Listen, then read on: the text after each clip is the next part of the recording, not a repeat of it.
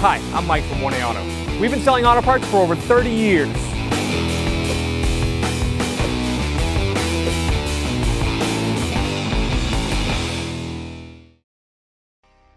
Here's the cabin air filter.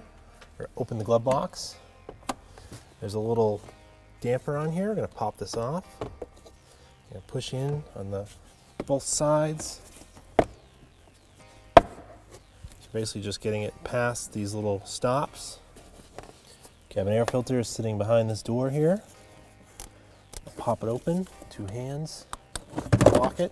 Whoops, that's okay, that clips back on.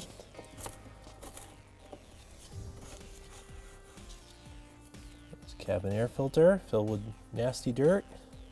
It's your blower motor in here. This keeps all of that from going into your blower motor and ruining the blower motor.